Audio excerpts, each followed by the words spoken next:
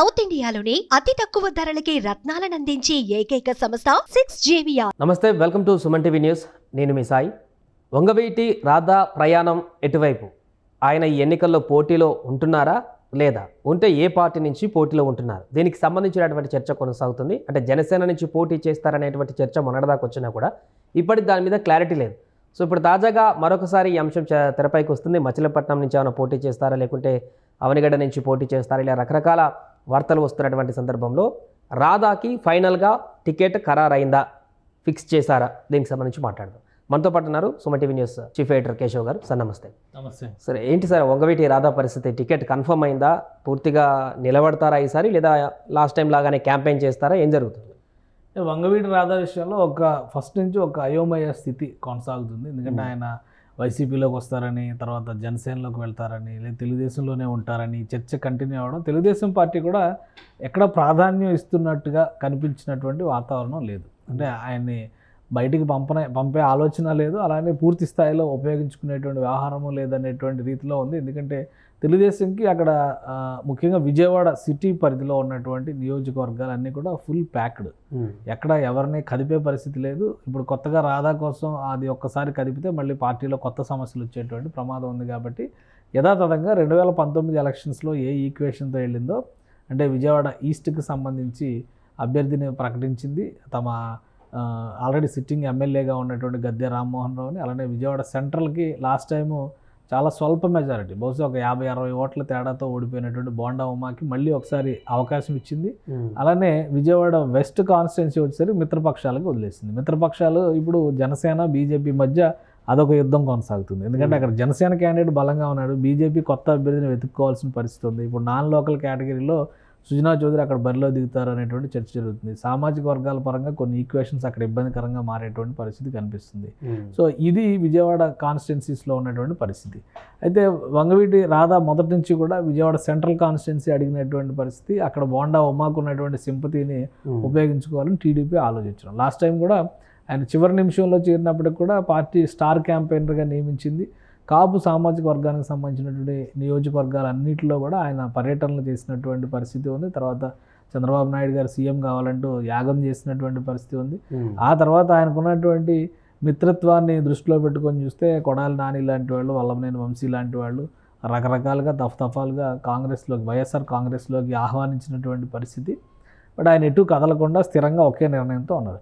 ఇప్పుడు జరిగినటువంటి పరిణామాలు ఒక 2-3 పరిణామాలతో మనం కంపేర్ చేసి దీన్ని చూస్తే ఏంటంటే, తెలుగుదేశం పార్టీ ఎక్కడైతే నిజాయితీగా ఉన్నటువంటి క్యాండిడేట్లను ఉపయోగించుకోలేకపోయిందో, జనసేన పార్టీ ఎక్కడైతే క్యాండిడేట్ల విషయంలో కొంత ఇబ్బంది పడుతున్నటువంటి వాతావరణం ఉందో, అక్కడ ఒక ఉభయ కుశలోపరి అన్నట్టుగా ఒకరొకరు అండర్స్టాండింగ్తో వెళ్తున్నటువంటి వాతావరణం కనిపిస్తుంది.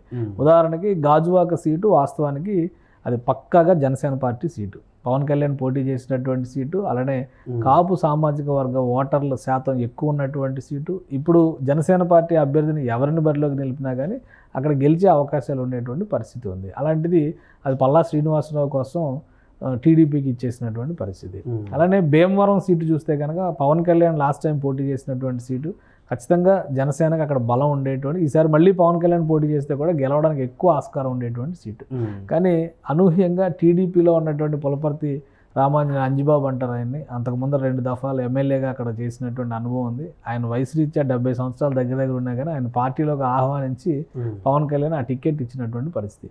సో ఇదే ఈక్వేషన్స్లో వంగవీటి రాధాకి సంబంధించి కూడా గత కొద్ది రోజులుగా అంతర్లీనమైనటువంటి చర్చ ఒకటి జరుగుతుంది. అయితే రాధాని ఎక్కడి నుంచి బరిలో నిలపాలి అనేది ఇప్పుడు ఉమ్మడి కృష్ణా జిల్లా పరిధిలో చూస్తే 2 సీట్ల పైన గందరగోళం ఉంది. ఒకటి విజయవాడ వెస్ట్, అది బీజేపీ కోటాలోకి వెళ్తుంది అన్నారు. అభ్యర్థి ఎవరనేది ఇంకా బీజేపీ అసలు 10 సీట్లకి అనౌన్స్ చేయలేదు కాబట్టి అది పెండింగ్లో ఉంది. అటు విజయవాడ అటువైపు అంటే ఉమ్మడి కృష్ణా జిల్లా లెక్కను చూస్తే మచిలీపట్నం పార్లమెంటరీ స్థానం పరిధిలో ఉన్నాయి కూడా ఒక 2 సీట్లు ఖాళీ ఉన్నాయి.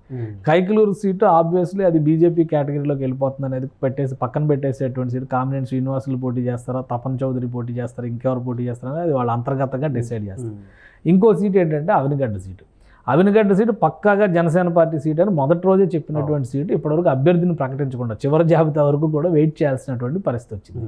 ఇక్కడ 2 అంశాలు ఉన్నాయి. అవినగడ్డ కూడా కాపు సామాజిక వర్గానికి బలం ఉన్నటువంటి seat. Even YS Jaganmohan Reddy గారు కూడా ఇటు నుంచి అటు అటు నుంచి ఇటు నిర్ణయాలు మార్పులు జరిగినాయి. అక్కడ సిట్టింగ్ ఎమ్మెల్యేగా ఉన్నటువంటి సింహాద్రి రమేష్ని పార్లమెంట్కి బరిలో నిలుపుదాము అనేటువంటి ఒక ఆలోచన చేయడము, మళ్ళీ అనూహ్యంగా డాక్టర్ సింహాద్రి చంద్రశేఖర్ని ఆ ప్లేస్లోకి తీసుకొచ్చి ఈయన సిట్టింగ్ స్థానంలో మళ్ళీ పోటీలో నిలపాలనే నిర్ణయం తీసుకున్నాం. సో అదే తరహా కన్ఫ్యూజను ఇక్కడ మిత్రపక్షాల మధ్య కూడా నడుస్తుంది అని అనిపిస్తుంది. బహుశా రాధా గనక జనసేన పార్టీలోకి వెళ్ళి, ఎందుకంటే ఇది జనసేన కోటాలో ఉన్నటువంటివి, రాధాని జనసేన పార్టీలోకి పంపితే సామాజిక వర్గ పరంగా కూడా కలిసి వచ్చేటువంటి అవకాశాలు, పదే వంగవీటి మోహన్ రంగా హత్యకు సంబంధించి జరుగుతున్నటువంటి చర్చకు కూడా ఒక ఫుల్ స్టాప్ పెట్టేటువంటి అవకాశం ఉంటుందని టీడీపీ కూడా భావిస్తూ ఉండొచ్చు. అందుకనే ఈ బదలాయింపు అనేది జరుగుతుందేమో అని అనిపిస్తుంది. ఆ క్రమంలో ఒకవేళ రాధా కనుక జనసేన పార్టీలోకి వస్తే ఆ సీటు, అవినిగడ్డ సీటు అసెంబ్లీ స్థానానికి పోటీ చేసే అవకాశాలు ఎక్కువగా కనిపిస్తున్నాయి. ఆయన నాదెండ్ల మనోహర్తో భేటీ అయ్యారు. అలానే ఇప్పుడు సిట్టింగ్ ఎంపీగా ఉన్నటువంటి బాలశౌరి, మచిలీపట్నం సిట్టింగ్ ఎంపీ బాలశౌరి వైసీపీ నుంచి జనసేనలోకి వచ్చారు. సో ఆయనతో కూడా భేటీ అయ్యారు. జనసేనలోకి వచ్చేటువంటి క్రమంలోనే Avanigadda MLA seat, MP ticket రెండు కూడా నాకు కావాలి అనేటువంటి ప్రతిపాదనతో ఆయన వచ్చారని చర్చ జరిగింది.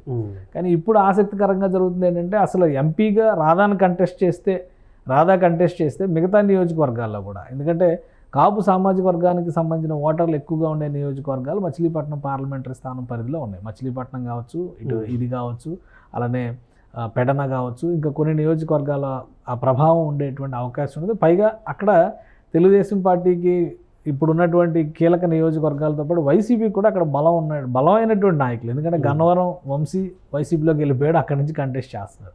కొడాలి నాని వైసీపీ క్యాండిడేట్, వీళ్ళందరూ కూడా ఖచ్చితంగా జోగి రమేష్, వీళ్ళందరూ కూడా బలమైనటువంటి ప్రభావం చూపించే అవకాశం ఉంది. కాబట్టి ఎక్కువ అసెంబ్లీ సీట్లు గెలుచుకోవాలంటే కనుక రాధాని పార్లమెంటరీ స్థానం పరిధిలో నిలబెడితే కూడా కలిసి వస్తుంది అనేటువంటి ఒక చర్చ నడుస్తుంది. సో ఈ గందరగోళం వల్లనే, ఈ కన్ఫ్యూజన్కి ఒక క్లారిటీ ఇచ్చేందుకే కొంత సమయం తీసుకున్నట్టుగా కనిపిస్తుంది. జనసేన పార్టీ ఇప్పటివరకు అధికారికంగా ప్రకటించలేదు. కానీ ఒకటి ఓవరాల్గా ఈ సారాంశాన్ని బట్టి అర్థం చేసుకోవాల్సింది ఏంటంటే, జనసేనలోకి వంగవీటి రాధా వెళ్ళడం పక్కా. ఆయన అసెంబ్లీకి పోటీ చేస్తారా, పార్లమెంటుకి పోటీ చేస్తారా అనేది మాత్రమే ప్రశ్న.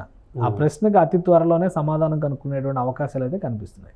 ఇప్పుడు మిగతా ముగ్గురు ఏదైతే మిగిలిన లిస్ట్ ఉందో ఆ లిస్టులో అయితే పక్కా పేరు వస్తుంది అనేటువంటి ఎక్స్పెక్ట్ చేయొచ్చు వంగవీటి రాధా జనసేన నుంచి. ఖచ్చితంగా అది కనిపిస్తుంది. ఎందుకంటే మొత్తం 21 అసెంబ్లీ స్థానాల్లో 18 అనౌన్స్ చేశారు, 3 పెండింగ్లో ఉన్నాయి. ఆ 3 పెండింగ్లో ఉన్న వాటిలో ఇది ఒకటి అనేటువంటి నమ్మకం. ఎందుకంటే అవినిగడ్డ ఒకటి, అలానే విశాఖ సౌత్ కూడా ఆల్రెడీ అక్కడ క్యాండిడేట్ రెడీగా ఉన్నప్పటికీ కూడా అనౌన్స్మెంట్ జరగలేదు. కాబట్టి ఇంకా అంతర్గతంగా చర్చలు జరుగుతున్నాయనేటువంటి సంకేతాలు అయితే స్పష్టంగా ఉన్నాయి. ఇంకోటి పాలకొండ సీట్ అడుగుతున్నారు. పాలకొండ అసలు జనసేన పార్టీకి పెద్దగా బలం ఉన్నటువంటి సీటు కాదు. ఇంకా చెప్పాలంటే తెలుగుదేశం పార్టీకి అక్కడ పట్టున్నటువంటి సీట్ అది. గతంలో అంటే గత 2 టర్మ్లో కూడా వైసీపీ క్యాండిడేట్ అక్కడ గెలుపొందారు, 2014లో కానీ 2019లో కానీ. సో ఆ రకంగా చూస్తే జనసేన అక్కడ ఎంతవరకు సక్సెస్ అవుతుంది అనేది చూడాలి. రిజర్వ్డ్ నియోజకవర్గం, పైగా అక్కడ జనసేనకు బలమైనటువంటి క్యాండిడేట్ ఎవరు వస్తారు ఏంటనేది చూడాలి. కాబట్టి అదొకటి పెండింగ్లో ఉంది. బట్ కన్ఫ్యూజన్స్ వలన మాత్రమే విశాఖ సౌత్ కానీ అవినిగడ్డ కానీ నిలుపుదల చేసినటువంటి సంకేతాలు కనిపిస్తున్నాయి. ఒకవేళ బాలశౌరిని పార్లమెంటుకి కాకుండా అసెంబ్లీకి పంపాలనేటువంటి ఆలోచన పవన్ కళ్యాణ్ చేస్తున్నారా అనేటువంటి సంకేతం, అటువంటి సంకేతం అయితే కనిపిస్తుంది. ఒకవేళ అదే కరెక్ట్ అయితే పార్లమెంటు పరిధిలో వంగవీటి రాధాని బరిలో నిలపడానికి అయితే అవకాశాలు ఎక్కువ శాతం కనిపిస్తున్నాయి. Right sir.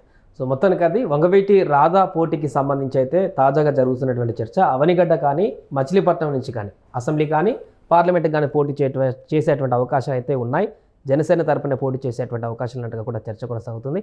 ఇక ఫైనల్ లిస్ట్ ఒకటే ఉంది కాబట్టి అది కనుక జనసేన నుంచి అధికారికంగా విడుదలైతే దాంతో ఈ యొక్క చర్చకు పులి స్టాప్ పడేటువంటి అవకాశం ఉంది.